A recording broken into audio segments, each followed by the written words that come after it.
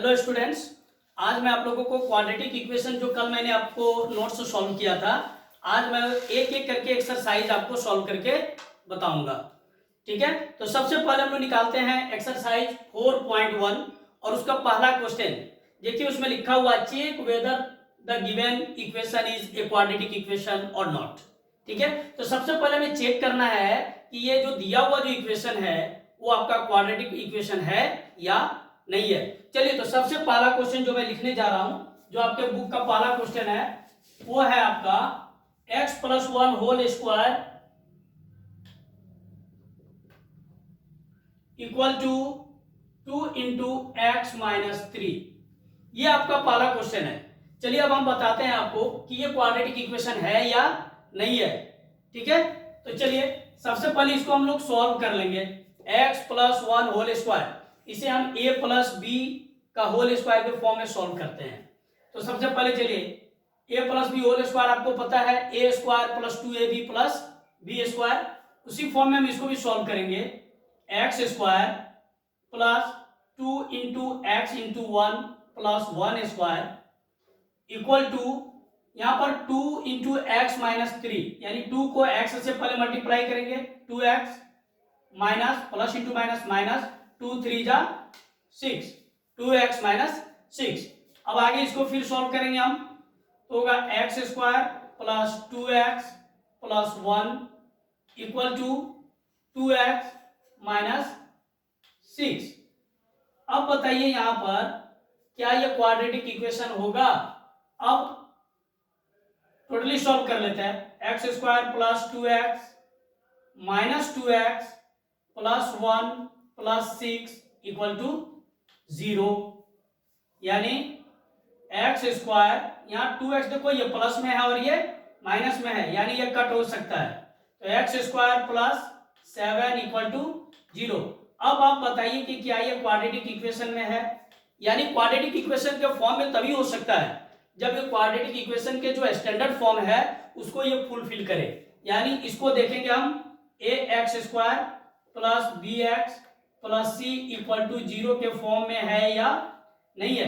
अगर ये इस फॉर्म में है तो ये क्वाड्रेटिक इक्वेशन होगा, अगर ये इस फॉर्म में नहीं है तो क्वाड्रेटिक इक्वेशन नहीं होगा।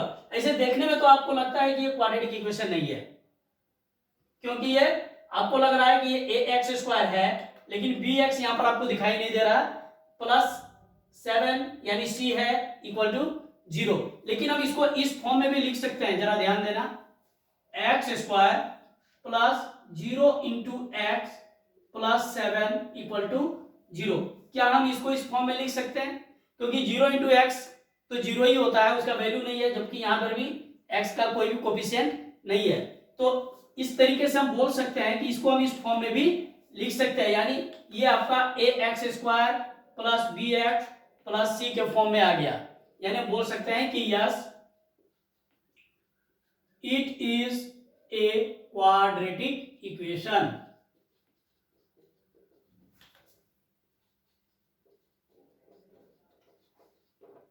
ठीक है, ये तो हो गया आपका क्वेश्चन नंबर 1। आइए अब मैं आपको बताता हूं क्वेश्चन नंबर 2।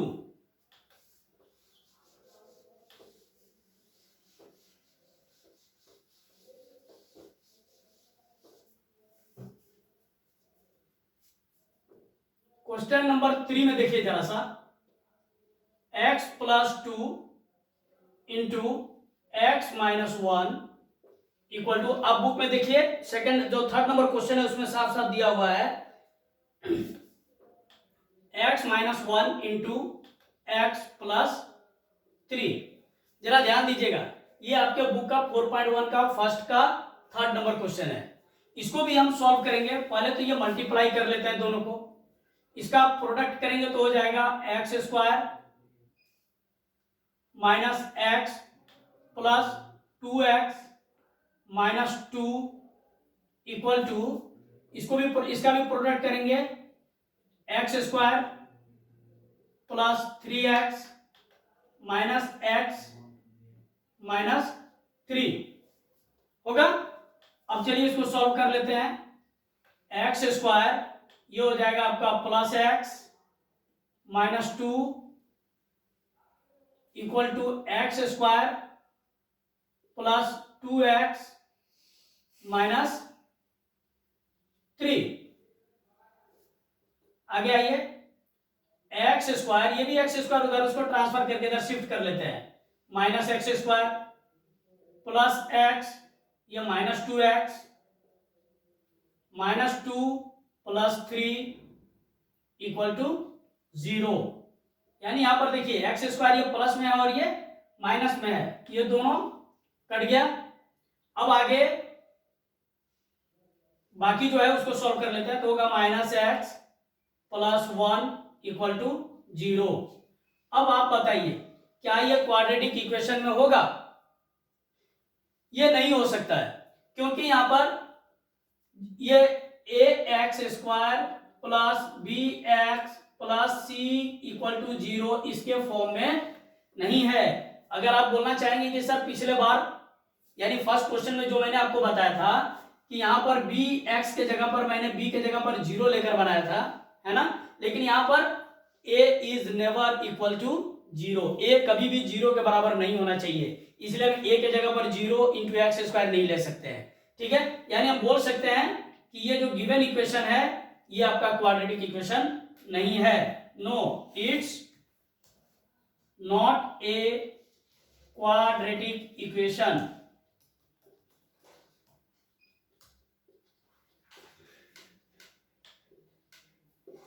ठीक है, तो इस तरीके से आपने अभी सीखा कि हम कैसे पता करेंगे कोई गिवन इक्वेशन जो है वो क्वाड्रेटिक इक्वेशन में है या क्वाड्रेटिक इक्वेशन में नहीं है। तो चलिए अब आगे कुछ वर्ड्स प्रॉब्लम है जिसको हमें क्वाड्रेटिक इक्वेशन के फॉर्म में चेंज करना है। ठीक है, कुछ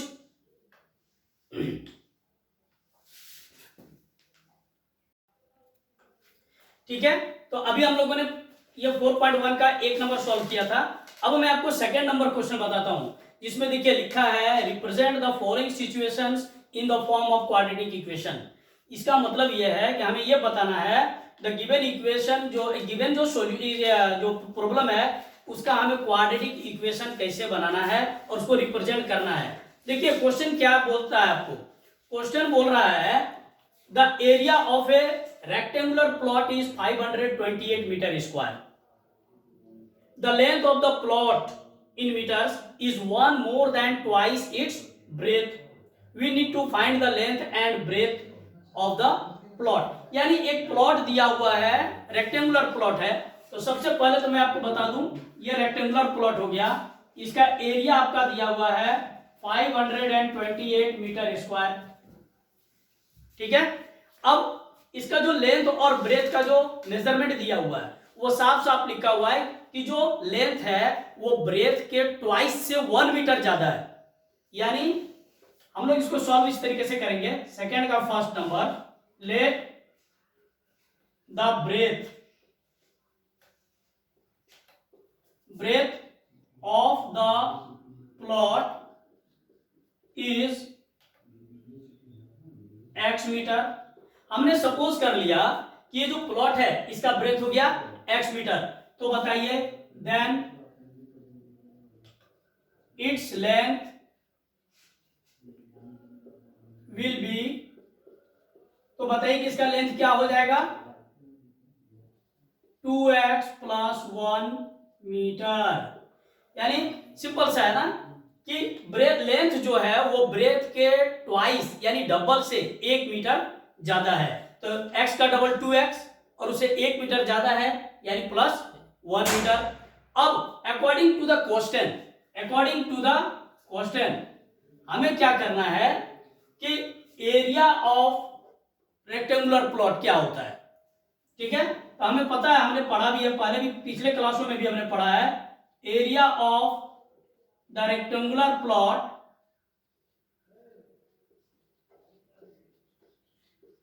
is equal to L into b होता है। तो प्लॉट का जो एरिया है वो ऑलरेडी वहां पर दिया हुआ है, तो हम लिख सकते हैं ना 528 metre square is equal to L के जगह पर 2x प्लस 1 इंटू ब्रेथ के जगह पर x। चलिए, तो 528 metre square equal to 2x square plus x, और हम इसको ऐसे भी लिखेंगे 2x² plus x minus 528 equal to 0। ये हो गया आपका क्वाड्रेटिक इक्वेशन के फॉर्म में, हमने इस सिचुएशन को क्वाड्रेटिक इक्वेशन के फॉर्म में सॉल्व कर दिया होगा। और इस तरीके से आपके और भी जितने भी क्वेश्चंस जो दिए हुए हैं उसको भी आप इस सिचुएशन को आप क्वाड्रेटिक इक्वेशन में सॉल्व कर सकते हैं। ठीक है, चलिए मैं आपको और एक बता दूं, ये सेकंड नंबर का ही 4th नंबर क्वेश्चन नंबर 4, ये तो हो गया आपका फर्स्ट नंबर जिसको हमने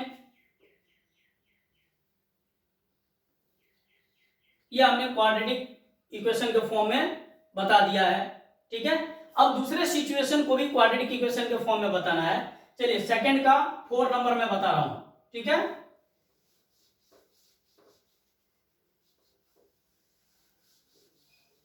देखिए उसमें क्वेश्चन में लिखा हुआ है a train travels a distance of 480 kilometre at a uniform speed.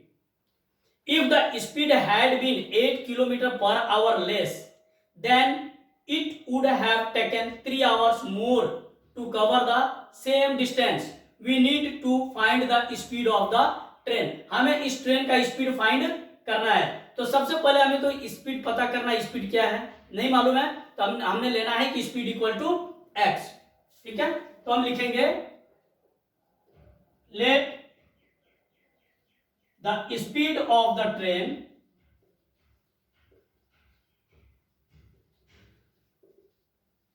be x kilometre per hour. ये हमने लिया, स्पीड उसका हो गया x किलोमीटर पर आवर। अब distance covered by the train, ठीक है, यानी टोटल डिस्टेंस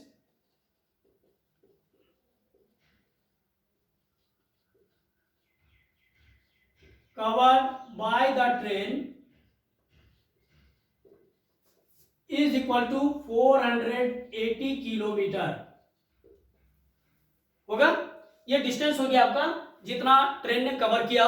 ठीक है, 480 किलोमीटर और स्पीड मैंने ले लिया x किलोमीटर पर आवर। तो सबसे पहले ये आपको बताना है कि 480 किलोमीटर के डिस्टेंस को x किलोमीटर पर आवर के स्पीड से कवर करने में कितना टाइम लगेगा।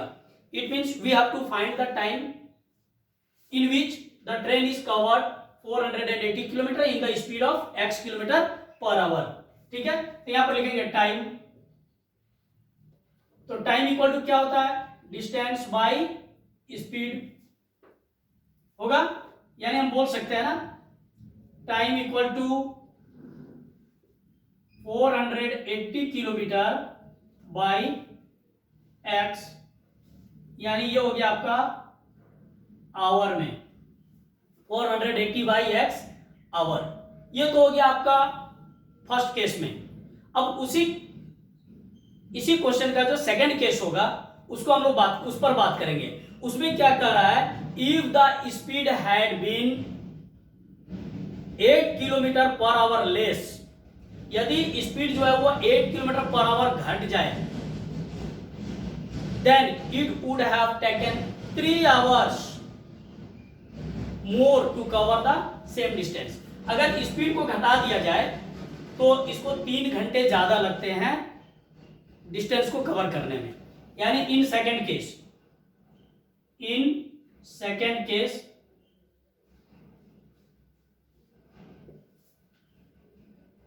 स्पीड इज इक्वल टू, ये आपका लेस हो रहा है x minus 8 kilometre per hour, ये आपका घट रहा है। ठीक है, लेकिन डिस्टेंस जो है वो सेम है, डिस्टेंस वही है 480 किलोमीटर। तब बताना है कि पहले ये फाइंड करना है कि इस स्पीड से इस डिस्टेंस को कवर करने में कितना समय लगेगा। ठीक है, तो वही सेम फॉर्मूला यूज करेंगे यहां पर, time is equal to distance by speed, और हम लिखेंगे time is equal to 480 by x minus 8 hour. हो गया, ये हमारा फर्स्ट सिचुएशन का था, ये हमारा सेकंड सिचुएशन में है। लेकिन अब बोल रहा है कि अगर वो इस स्पीड में चल रहा है तो पहले जितना समय में पहुंचता था उससे 3 आवर्स ज्यादा ले रहा है, या ना, यानी अकॉर्डिंग टू क्वेश्चन। अब हम क्वेश्चन के अनुसार बात करेंगे कि इस टाइम से अगर हम इस टाइम को माइनस करें तो 3 आवर्स होना चाहिए, यानी 480 by x minus 8 minus 480 by x, ये होना चाहिए आपको 3 आवर। ठीक है, यानी इस स्पीड से अगर हम इस टाइम से अगर हम इस टाइम को माइनस करें तो ये 3 आवर्स होना चाहिए। ठीक है, तो चलिए अब इसको हम लोग सॉल्व कर लेते हैं। पहले x माइनस 8 और x का एलसीएम ले लेंगे, ये हो जाएगा एक्स स्क्वायर माइनस 8x होगा। अब आगे फिर इसको सॉल्व करेंगे, 480x minus 480x minus into minus तो प्लस 488 जा, इसको मल्टीप्लाई कर लीजिए,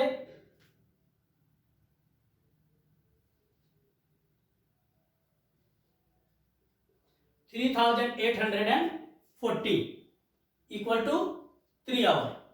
ठीक है, फिर आगे चलिए इसको सॉल्व करते हैं हम लोग। ये प्लस में है 480x और यहां पर माइनस में है 480x। ठीक है, तो ये क्या हो गया, कट गया, होगा, बचेगा क्या 3840 इक्वल टू, अब इसको क्रॉस मल्टीप्लाई कर दीजिए, 3x स्क्वायर माइनस 24x होगा। इसको क्रॉस मल्टीप्लाई कर देंगे इसके साथ। अब आगे इसको हम लोग इस फॉर्म में भी लिख सकते हैं ना, 3x square minus 24x minus 3840 equal to 0, यानी हमने इस सिचुएशन को भी क्वाड्रेटिक इक्वेशन के फॉर्म में सॉल्व कर दिया। ठीक है, तो ये था हमारा एक्सरसाइज 4.1 का जो कुछ चुने हुए जो क्वेश्चंस थे वो मैंने आपको सॉल्व कर दिए। अब चलिए अब मैं आपको बताता हूं एक्सरसाइज 4.2 में, नेक्स्ट क्वेश्चन में, चलिए नेक्स्ट एक्सरसाइज में।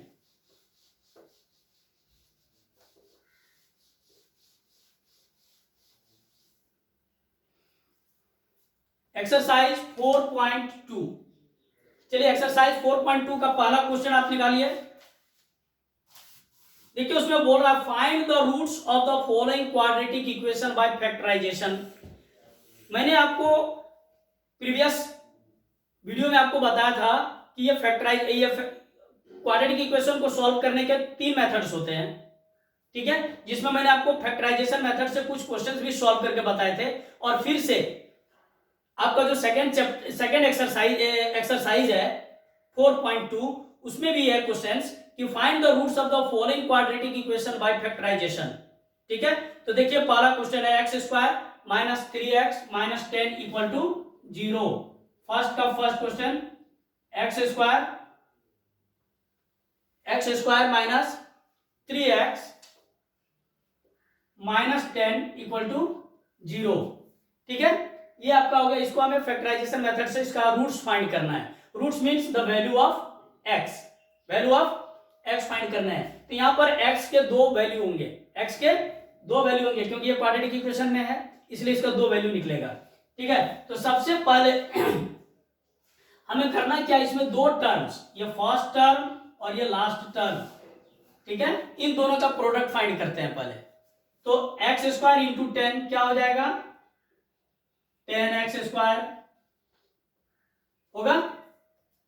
अब क्या करना है, हमें इन दोनों का भी फैक्टर्स हमें फाइंड करना है, और फैक्टर्स ऐसे लेने हैं कि अगर हम दोनों का प्रोडक्ट करें तो इसके बराबर हो जाए, और अगर उसको हम प्लस करें तो वो माइनस 3x के बराबर हो जाए। ठीक है, तो देखिए इसके 2 फैक्टर्स, एक तो एक्स स्क्वायर में है तो हम x ले सकते हैं, दूसरे में भी ये एक्स स्क्वायर में है तो x ले सकते हैं। अब हो गया यहाँ पर 5x, यहाँ पर 2x, तो बताइए 5x into 2x 10x square हो गया, और 5 में से अगर मैं 2 को माइनस कर दूं तो 3x भी होगा। लेकिन यहाँ पर क्या ये माइनस में है ना, यानी ये माइनस में है तो इसलिए माइनस का साइन में बड़ा होना चाहिए। यहाँ पर लिखूंगा मैं -2x इंटू +2x, क्योंकि तभी हम माइनस और प्लस करेंगे तो माइनस होगा और माइनस 3x होगा।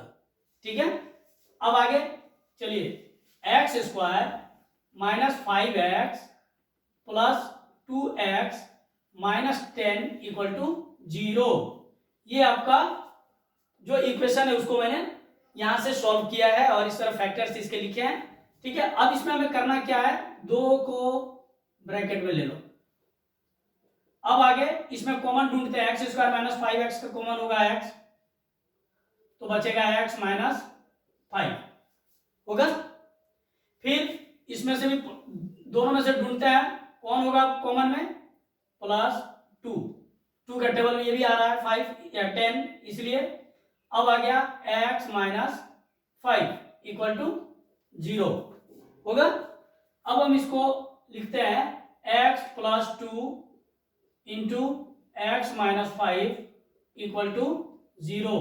ठीक है, अब इसके जीरोस फाइंड करने हैं हमें, इसलिए हम इसको ऐसे लिखेंगे x plus 2 equal to 0 and x minus 5 equal to 0। तो ये हो जाएगा x का वैल्यू क्या होगा -2 और x का वैल्यू हो जाएगा 5 होगा। तो हम बोल सकते हैं ना, hence the zeros of x square minus 3x minus 10 equal to 0 are -2 and 5 हो गया। यह हुआ आपका 4.2 चैप्टर का पहला क्वेश्चन का पहला इक्वेशन, जिसको मैंने फैक्टराइजेशन मेथड से सॉल्व किया है। तो बच्चों अब मैं आपको फिर इसी का और एक क्वेश्चन को मैं सॉल्व करके बताता हूं, जो कि रूट में होगा।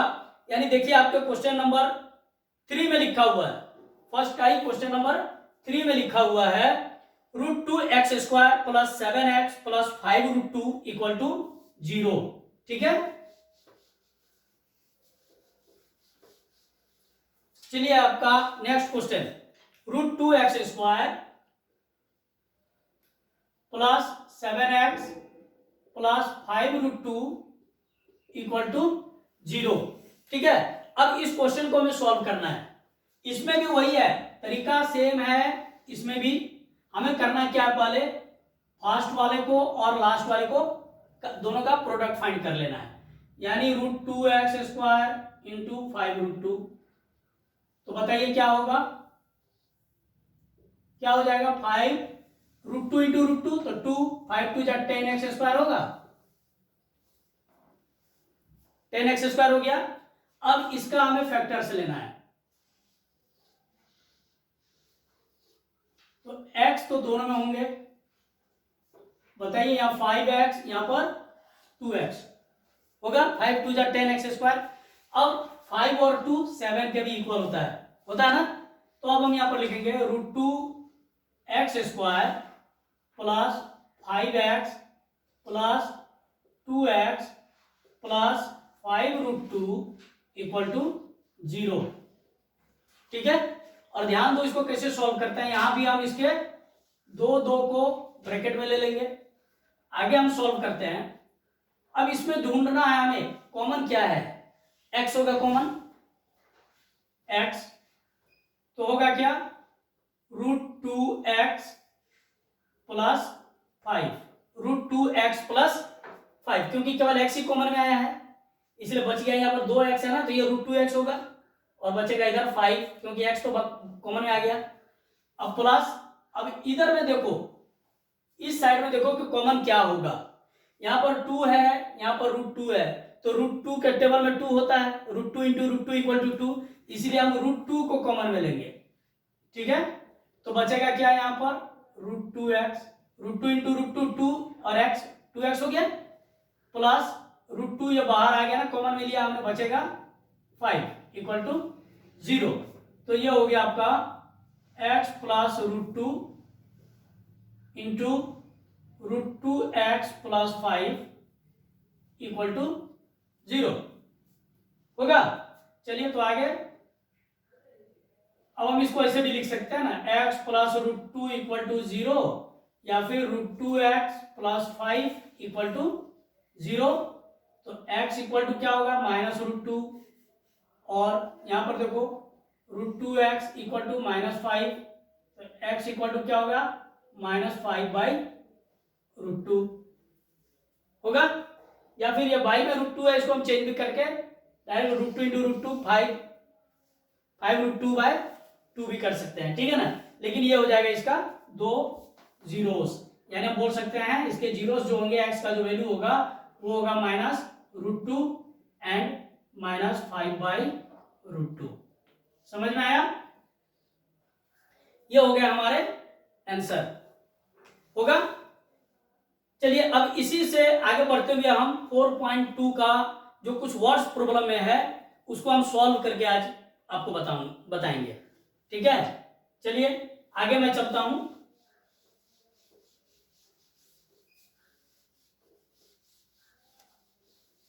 एक्सरसाइज 4.2 क्वेश्चन नंबर 2 में हम लोग आएंगे। ये 2 का फर्स्ट नंबर क्वेश्चन पहले एक बार देख लीजिए। उसमें बोल रहा है ना, John and Jeevanti together have 45 marbles. दो फ्रेंड्स हैं जॉन और जीवंती, दोनों के पास मिलकर 45 मार्बल्स हैं, ठीक है। अब बोल रहा है both of them lost 5 marbles each. अब दोनों के मिलकर 45 थे और दोनों ने 5 जो मार्बल्स है, 5 जो मार्बल्स है वो खो दिए, ठीक है। अब बताना है and the product of the number of marbles they now have is 124। और अब जो मार्बल्स उनके पास बचे हैं खोने के बाद, उन दोनों मार्बल्स को अगर हम प्रोडक्ट कर देते हैं उनके नंबर्स को, तो वो होता है 124। तो हमें बताना है कि जीवंती के पास कितने मार्बल्स थे और जॉन के पास कितने मार्बल्स थे, ठीक है। तो चलिए अब शुरुआत करते हैं यहां से।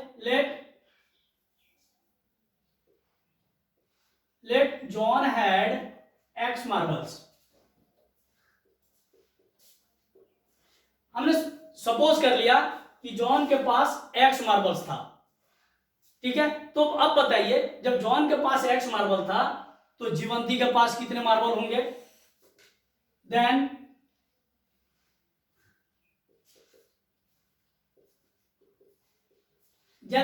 जीवंती हैड 45 माइनस x मार्बल्स। दोनों के मिलकर 45 थे ना, तो जॉन के पास अकेला x है, तो जीवंती के पास कितना होगा। तो अगर हम टोटल में से जॉन के मार्बल को माइनस कर देंगे तो मालूम पता चल जाएगा हमें कि जीवंती के पास कितने मार्बल्स हैं। यानी हमने लिया है जॉन के पास x मार्बल है, तो हमने माइनस कर दिया 45 से, तो पता चल गया कि ये हो गया आपका जीवंती के मार्बल्स, ठीक है। लेकिन अब क्वेश्चन में क्या बोल रहा है कि दोनों ने 5 मार्बल्स खो दिए, ठीक है। दे लॉस्ट 5 मार्बल्स ईच, ठीक है ना। तो चलिए नाउ जॉन हैड, कितने मार्बल्स अब उसके पास बचेंगे अगर उसने 5 मार्बल खो दिए तो x minus 5 marbles.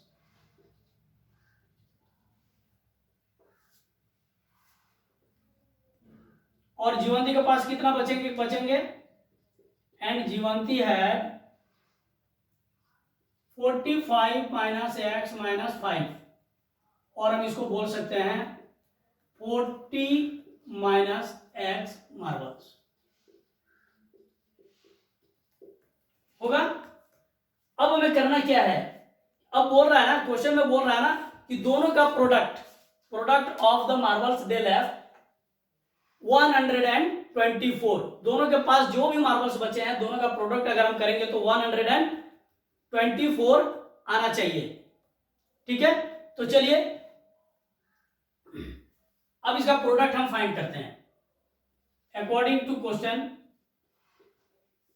x minus 5 into 40 minus x equal to 124। चलिए अब इसका प्रोडक्ट कर लेते हैं जरा। 40x minus x square minus 200 plus 5x equal to 124, ठीक है। और हम इसको ऐसे भी लिख सकते हैं minus x square plus 45x minus 200 equal to 124 होगा। या फिर x square minus 45x plus 200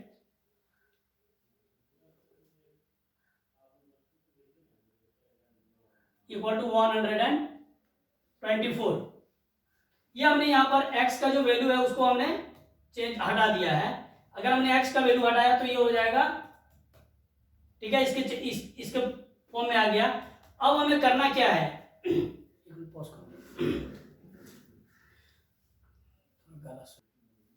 हाँ तो बच्चों यहां पर देखिए minus x square plus 45x minus 200 equal to 124। फिर हम इसको इसी फॉर्म में और एक बार लिख लेते हैं। देखिए यहां पर minus x square plus 45x minus 200 और ये 124 को फिर हम ट्रांसफर कर लेंगे इधर, माइनस 124 इक्वल टू 0, ठीक है। तो अब यहां पर देखिए, अब ये जितने में माइनस का साइन है ना, ये माइनस एक्स स्क्वायर को इसको हम पॉजिटिव में लाएंगे, चेंज करेंगे तो बाकी सभी का साइन चेंज हो जाएगा। यानी हो जाएगा एक्स स्क्वायर माइनस 45x, ये माइनस प्लस 200 और प्लस 124 इक्वल टू 0। यानी हमारा इक्वेशन बन गया x square minus 45x plus 324 equal to 0। ये हमारा इक्वेशन बन गया है, ठीक है, क्वाड्रेटिक इक्वेशन। अब इसको हमें सॉल्व करना है, तो चलिए अब मैं इसको सॉल्व कर देता हूं, ठीक है।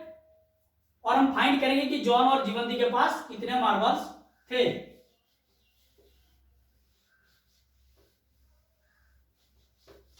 तो यहां पर ध्यान दीजिएगा जरा, x square minus 45x plus 324 equal to 0, यही था हमारा इक्वेशन, ठीक है। अब आगे इसको हम सॉल्व करेंगे, इसको हम फैक्टराइजेशन मेथड से भी सॉल्व करेंगे, ठीक है। चलिए तो एक्स स्क्वायर और 324, ये दोनों का हम प्रोडक्ट फाइंड कर लिए। अब दोनों का फैक्टर भी फाइंड कर लीजिए। कौन ऐसे दोनों नंबर्स हैं, दोनों का प्रोडक्ट जो है वो 324 के इक्वल होना चाहिए और उसको प्लस करेंगे तो 45 होना चाहिए, ठीक है। तो देखिए x है तो x तो दोनों तरफ होगा। अगर मैं इसको करूं 36 9 जा तो ये हो जाएगा 324 और ये हो जाएगा 324 एक्स स्क्वायर, और 36 और 9 को अगर हम प्लस करेंगे तो 45 भी हो जाएगा, होगा, ठीक है। अगर हम दोनों, लेकिन वहां प्लस में है ना, यहाँ माइनस में भी करेंगे तो क्योंकि ये प्लस करने के बाद माइनस में आना चाहिए 45x, ठीक है। तो ये हो गया minus 36x minus 9x plus 324 equal to 0।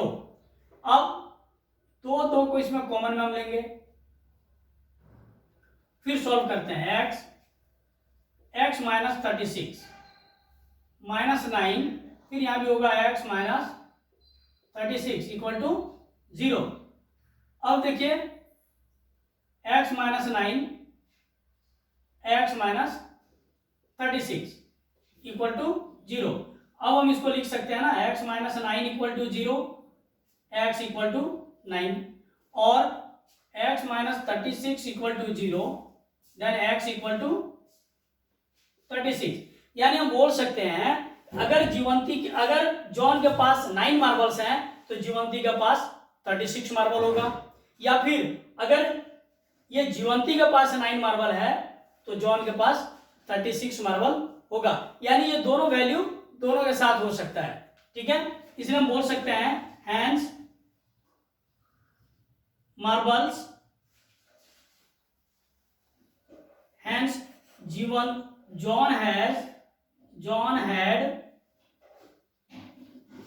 9 marbles and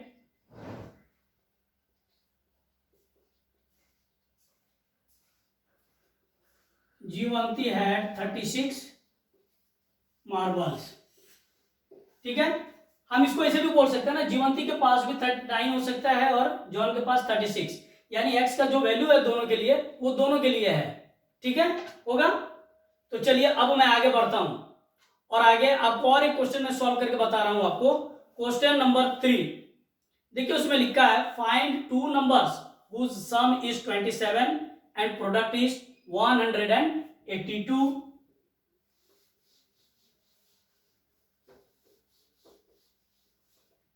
numbers whose sum is 27 and product is 182। बोल रहा है कि दो नंबर हमें फाइंड करना है, ठीक है, जिसमें दोनों को सम करने पर 27 होना चाहिए और दोनों का प्रोडक्ट यानी मल्टीप्लाई करने पर 182 होना चाहिए, ठीक है। तो अब हमें चलिए let one number b, let one number is x, then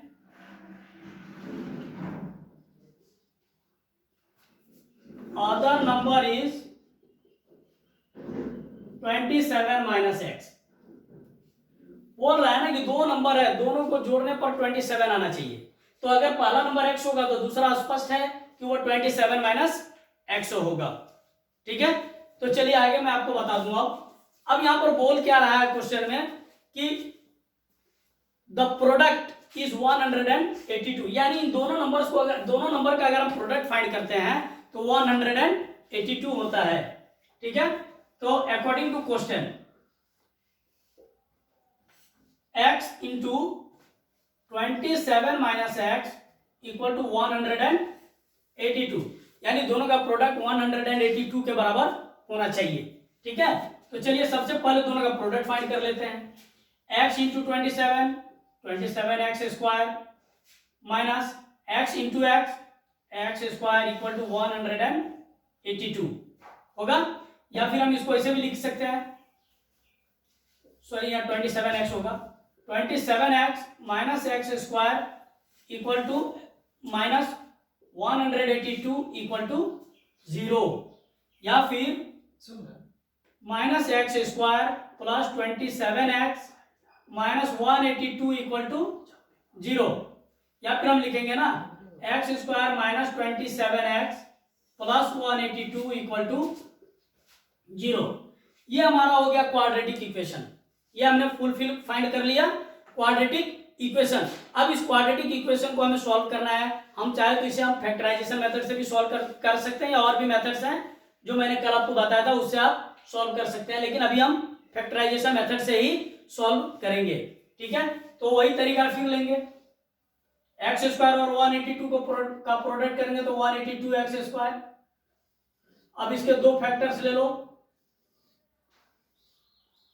x x दो फैक्टर्स हो गया, 14 इंटू 13 करो, 14 13 जा 182 एक्स स्क्वायर हो जाएगा, और 14x प्लस 13x 27x के बराबर में भी आ जाएगा, लेकिन यहाँ पर साइन हो जाएगा दोनों माइनस में, क्योंकि माइनस इंटू माइनस प्लस होता है, ठीक है। तो अब यहाँ पर हम करेंगे x square minus 14x minus 13x plus 182 equal to 0। फिर सॉल्व कर लीजिए, कॉमन लेकर x माइनस 14 माइनस यहाँ पर 13 हो गया, फिर हो जाएगा x माइनस 14 इक्वल टू 0। तब x minus 14 into x minus 13 equal to 0। जब यहां तक आ गया तो हम x का वैल्यू दोनों साइड में फाइंड कर लेंगे, ठीक है।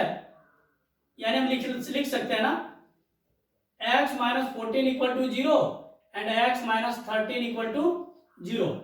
तो x इक्वल टू क्या होगा 14 और x इक्वल टू क्या होगा 13, यानी ये दोनों नंबर्स जो हमें फाइंड करने तो वो होंगे 13 14, ठीक है, कि दोनों का प्रोडक्ट 182 भी होगा और दोनों का सम जो है वो 27 भी हो जाएगा। Hence the numbers are 13 and 14, ठीक है। तो ये हो गया आपका एक्सरसाइज 2 कंप्लीट, ठीक है। अब हम चलेंगे नेक्स्ट एक्सरसाइज की तरफ, यानी एक्सरसाइज 4.3।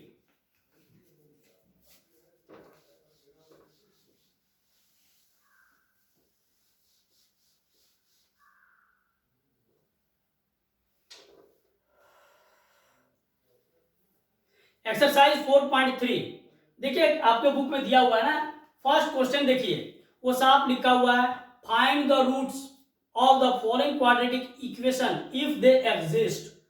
एग्जिस्ट का मतलब क्या है कि आपको ये पहले पता करना है कि इस क्वाड्रेटिक इक्वेशन का जो सॉल्यूशन है वो हम फाइंड कर सकते हैं या नहीं कर सकते हैं। लेकिन कैसे पता चलेगा कि हाँ हम कर सकते हैं या नहीं कर सकते हैं, ठीक है। तो यहां पर हमें ये फाइंड करना है ना, पहले डी फाइंड कर लेना है, यानी डिस्क्रिमिनेंट। अगर डिस्क्रिमिनेंट जो है अगर वो 0 से बड़ा है या 0 के इक्वल है तो हम उसको फाइंड कर सकते हैं। अगर 0 से छोटा हो गया तो इसका मतलब उसका कोई भी रियल रूट्स नहीं होगा, हम उसको फाइंड नहीं करेंगे, ठीक है। चलिए पहला क्वेश्चन देखिए, 2x² minus 7x plus 3 equal to 0। 2x² minus 7x plus 3 equal to 0। अब ये हमारा इक्वेशन है। सबसे पहले तो हमें ये पता करना है कि ये एग्जिस्ट करेगा या नहीं करेगा, ठीक है। यानी सबसे पहले हमें निकालना है डी।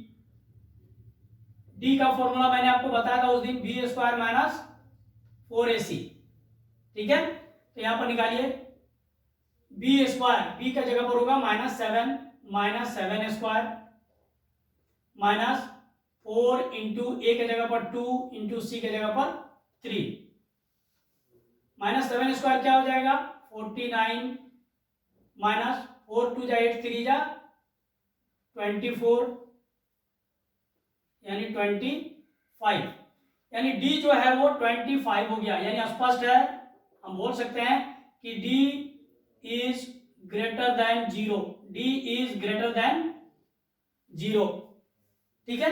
ये 25 से यानी 0 से बड़ा है, 25 है, ठीक है। इसका मतलब हो गया कि जब डी जो है वो 0 से बड़ा होगा तो उसके दो रियल रूट्स होंगे और दोनों डिस्टिंक्ट होंगे। डिस्टिंक्ट मतलब अलग अलग रूट्स होंगे, दो रूट्स होंगे लेकिन दोनों अलग अलग होंगे, ठीक है। तो चलिए, लेकिन अब बोल रहा है ना इफ द एग्जिस्ट, तो इसको हमें सॉल्व करना है by the method of completing the square. ये कंप्लीटिंग द स्क्वायर मेथड से इसे हमें सॉल्व करना है। उस दिन मैंने आपको प्रीवियस वीडियो में आपको मैंने बताया था इसी चैप्टर में कि कंप्लीटिंग द स्क्वायर मेथड से कैसे हम लोग किसी इक्वेशन को सॉल्व करते हैं। चलिए आज फिर से एक बार एक इक्वेशन को जो दिया हुआ है उसको सॉल्व करके दिखाता हूं मैं आपको।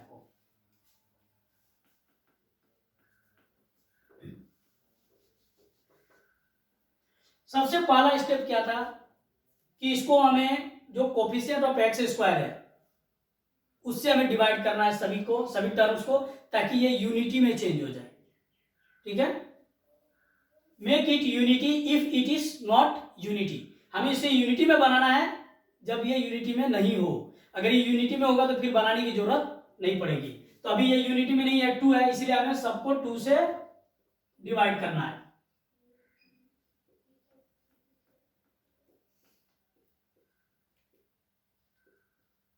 ये सबको हमें 2 से डिवाइड करना है। 2 और 2 कट गए तो बचेगा, इक्वेशन क्या बन गया x² minus 7/2x plus 3/2 equal to 0 होगा। अब आगे करना क्या, ये जो कांस्टेंट टर्म है ना इसको हमें ट्रांसफर कर देना है, इसको हमें ट्रांसफर कर देना है। x² minus 7/2x equal to -3/2 equal to -3/2 होगा। अब नेक्स्ट स्टेप में हमें करना क्या था कि x का जो कोफिशिएंट है यानी 7/2 इसका हाफ का स्क्वायर दोनों तरफ ऐड करना है, LHS में भी और RHS में भी, ठीक है। तो चलिए इसका हाफ को ऐड कीजिए दोनों तरफ, x² माइनस 7/2x प्लस, अब 7/2 का हाफ क्या होगा 7/4 का स्क्वायर इक्वल टू, दोनों साइड ऐड करना था, 7/4 का स्क्वायर माइनस 3/2 होगा। अब आगे इसको हमें परफेक्ट स्क्वायर में चेंज करना है, a² minus 2ab plus b² यानी a माइनस b का होल स्क्वायर, यही होगा। तो हम लिख सकते हैं ना x माइनस 7/4 का होल स्क्वायर इक्वल टू उधर 7 स्क्वायर 49/4 स्क्वायर 16 माइनस 3/2 होगा। अब आगे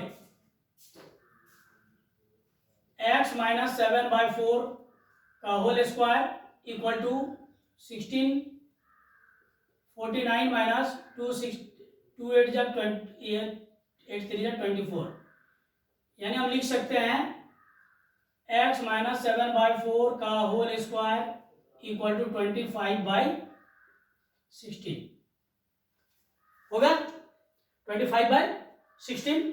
अब हमें करना क्या है कि दोनों तरफ में हमें अभी भी स्क्वायर रूट लेना है।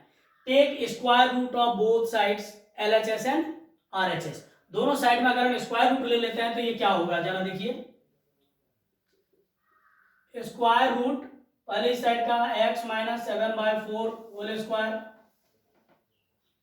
इक्वल टू 25/16, ये भी रूट में, तो क्या होगा, अभी जब हम स्क्वायर रूट ले लेते हैं तो इसका जो स्क्वायर है वो समाप्त हो जाता है, यानी x माइनस 7/4 हो गया इक्वल टू 25 का 5 16 का 4 होगा।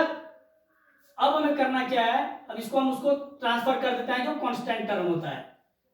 x equal to 7/4 plus minus का साइन यहाँ पर आ जाएगा 5/4, यहाँ पर डबल साइन आता है प्लस माइनस का, ये हो जाएगा 5/4, यानी एक बार में प्लस करना है दूसरी बार में माइनस करना है। तो अब हो जाएगा x इक्वल टू 7/4 प्लस 5/4 और x इक्वल टू 7/4 माइनस 5/4। चलिए तो 4 का एलसीएम 4, 7 प्लस 5 12/4। अब यहां पर x equal to 4 7 minus 5, x equal to 2/4, 4 3 जा 12, यहाँ हो जाएगा 2 2 जा 4, ये हो जाएगा 3, इधर हो गया 1/2। तो यहाँ पर x के वैल्यूज क्या क्या होंगे, 3 होगा या फिर 1/2 होगा। तो इस तरीके से हम कंप्लीटिंग द स्क्वायर मेथड से अपने क्वेश्चंस को सॉल्व कर सकते हैं, ठीक है। अब मैं आपको बता दूं जरा नेचर ऑफ रूट्स के बारे में, ठीक है। ये आपका 4th एक्सरसाइज होगा 4.4 में, वहां पर आप आइए, देखिए एक क्वेश्चन दिया हुआ होगा आपका नेचर ऑफ रूट फाइंड करने के लिए। तो ये नेचर ऑफ रूट हम कैसे फाइंड करते हैं,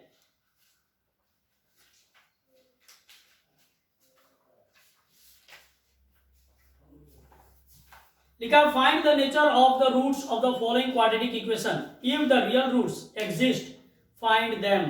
यानी ये मैंने आपको उस दिन बताया था, शायद आपका नोट्स में भी मैंने आपको लिख के दिया होगा, आपने ध्यान दिया होगा। नोट्स में साफ साफ लिखा हुआ था कि if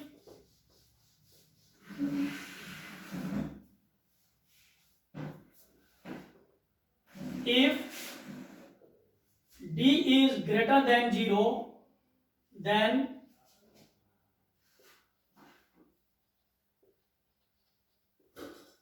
the equation has two distinct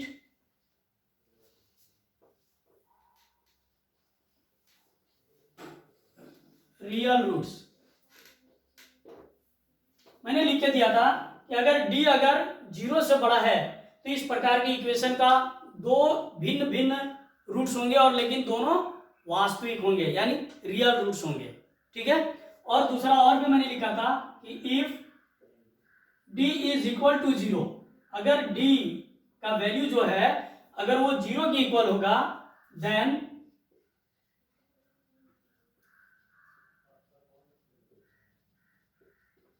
the equation has two equal and real roots।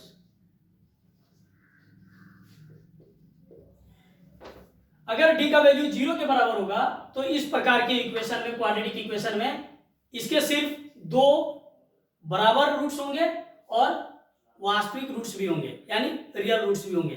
लेकिन if d is less than 0, d is less than 0, लेकिन अगर d जो है वो अगर 0 से छोटा हो जाता है तो हम बोलेंगे then the equation has no real roots, then the equation has no real roots. समझ में आया? तो ये आपके जो क्वेश्चंस है इसमें आप जैसे पहला क्वेश्चन आपका जो दिया हुआ है 2x square minus 3x plus 5, exercise 4.4 का पहला क्वेश्चन है 2x square minus 3x plus 5 equal to 0। ये पहले हमें इस क्वेश्चन में हमें ये बताना है कि पहले इसका नेचर कैसा है, यानी कि ये रियल रूट्स है या नहीं है। अगर ये रियल रूट्स है तो इसके रूट्स कौन कौन से होंगे ये भी हमें बताना है। ठीक है, तो यहां पर देखिए पहले हमें डिफाइन कर लेना है बी स्क्वायर माइनस 4ac। यहां पर a आपका दिया हुआ है 2, b आपका दिया हुआ है माइनस 3, c आपका दिया हुआ है 5। तो B square minus 4ac find कर लीजिए। Minus 3 square minus 4 into 2 into 5 यानी 9 माइनस 4 2 जा 8, 8 5 जा 40, यानी हो गया ये माइनस 31। तो आप बताइए मुझे ये माइनस 31 ये d से बड़ा है या छोटा है? स्पष्ट है कि ये d जो है ये यहाँ पर d जो है वो माइनस 31 है, यानी d जो है वो 0 से बड़ा है या छोटा है? हम बोलेंगे कि ये d से 0 से छोटा है, 0 से छोटा है। यानी जब ये 0 से छोटा है तो इसका कोई रियल रूट्स होगा? नहीं होगा। अभी पहले मैंने लिखा था कि if d is smaller than 0, d is less than 0, then the equation has no any real roots. इसका मतलब है hence this equation has no any real roots। हो गया? और इस तरीके से अब आपका ये पूरा चैप्टर कंप्लीट हो रहा है। और अब आपको अगर इसमें किसी भी प्रकार की परेशानी है तो आप मुझसे पर्सनल मेरा जो व्हाट्सएप नंबर है उसमें आप कांटेक्ट कर सकते हैं। Thank you.